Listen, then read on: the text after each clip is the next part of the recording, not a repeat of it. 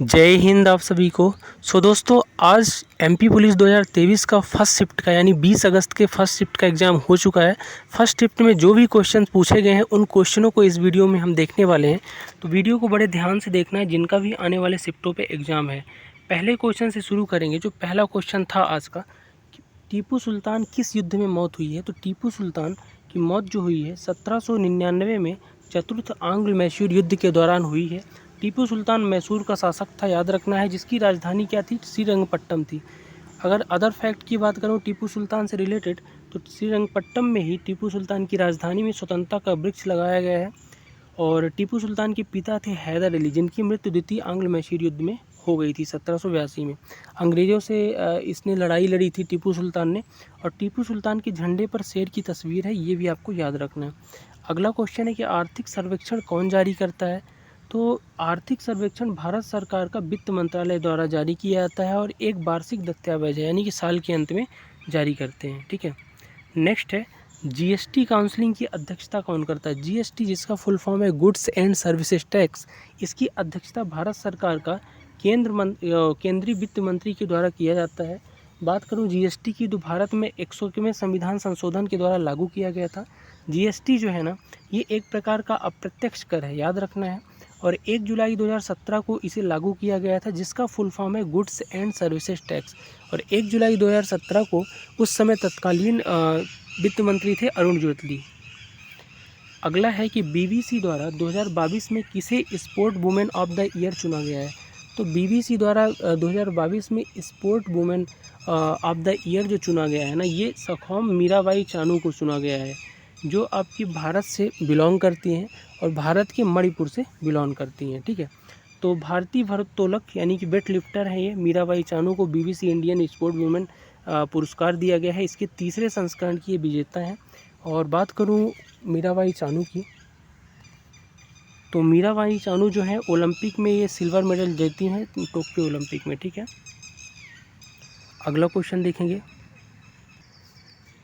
कि वर्तमान में वायुसेना के अध्यक्ष कौन है। तो वर्तमान में वायुसेना के जो अध्यक्ष हैं ना, 27वें क्रम के BR चौधरी जो है ना, वायुसेना के अध्यक्ष हैं। अगर मैं थल सेना की बात करूं तो मनोज पांडे अध्यक्ष हैं इस समय, और नौसेना के R हरिकुमार। ठीक है, नेक्स्ट जो आया था आज का क्वेश्चन कि हॉर्निवल महोत्सव कहाँ मनाया जाता है। तो हॉर्निवल जो महोत्सव है ना, सिंहों का त्यौहार है ये, और ये नागालैंड में मनाया जाता है। पूर्वोत्तर भारत की एक राज्य है, और नागालैंड में हॉर्निवल महोत्सव हर साल 1 से 10 दिसंबर तक नागालैंड में मनाया जाता है। ठीक है, और ये त्योहारों का महोत्सव भी इसे कहते हैं। और नागालैंड में हॉर्निवल फेस्टिवल जो है ना, उत्तर पूर्व में सबसे बड़ा सांस्कृतिक आकर्षण भी नागालैंड के हॉर्निवल महोत्सव को माना जाता है। ठीक है, नेक्स्ट है साइंस का क्वेश्चन है कि कौन सा संघ पादप जगत में नहीं पाया जाता है।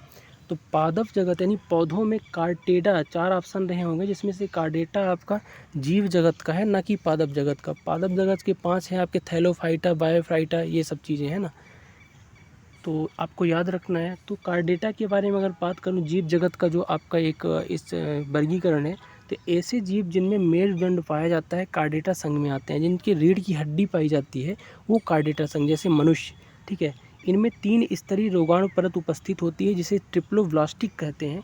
कौन कौन सी है, एक्टोडर्म, मेसोडर्म और एंडोडर्म। ठीक है, बच्चों में नोटोकॉर्ड पाया जाता है, वयस्क में बैकबोन यानी रीढ़ की हड्डी।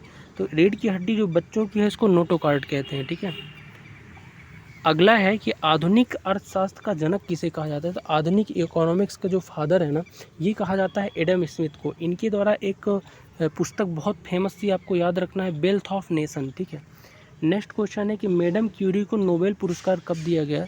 तो मैडम क्यूरी को नोबेल पुरस्कार 1903 में प्रदान किया गया था। ठीक है, अदर फैक्ट की बात करूँगा मैडम क्यूरी की, तो वर्ष 1903 में रेडियो एक्टिविटी की खोज के लिए इन्हें, पियरे क्यूरी इनकी पति थी, और मैडम क्यूरी को 1903 में नोबेल पुरस्कार दिया गया है। विज्ञान की 2 शाखाओं में, भौतिकी और रसायन में, नोबेल पुरस्कार से सम्मानित होने वाली ये पहली वैज्ञानिक है। ये इंपॉर्टेंट है कि इन्हें एक बार फिजिक्स में और एक बार केमिस्ट्री में मिला है, 2 बार मिल चुका है नोबेल पुरस्कार।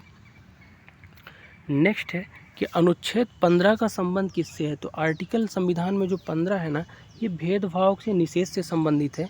यानी कि आर्टिकल 15 के अनुसार भारत के राज्य किसी भी राज्य में अपने नागरिक के साथ धर्म, जाति, लिंग, नस्ल और जन्म स्थान से के आधार पर भेदभाव नहीं किया जाएगा। तो ये आपका आर्टिकल 15 कहता है। अदर आर्टिकल की बात करूँ, ये जो है आपका संविधान के भाग 3 में 12 से लेके 35 तक में आता है आपका जो मूल अधिकार है उसके अंदर आता है, ठीक है। अदर ऑप्शन की बात फैक्ट की बात करूँ तो आर्टिकल 14 जो है विधि के समान समक्षता से आधारित है।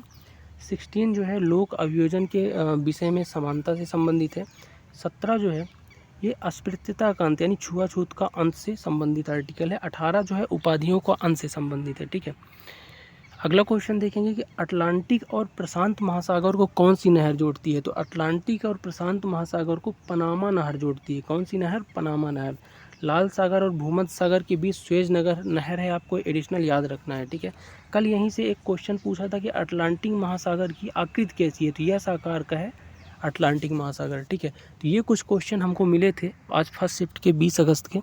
तो क्वेश्चंस कैसे लगे और भी क्वेश्चन आपको मिले तो आप कमेंट बॉक्स में कमेंट करके ज़रूर बताना, जिनका भी आज एग्जाम रहा होगा। बाकी मिलते हैं नेक्स्ट वीडियो में नेक्स्ट शिफ्ट के एनालिसिस के साथ। तब तक के लिए जय हिंद।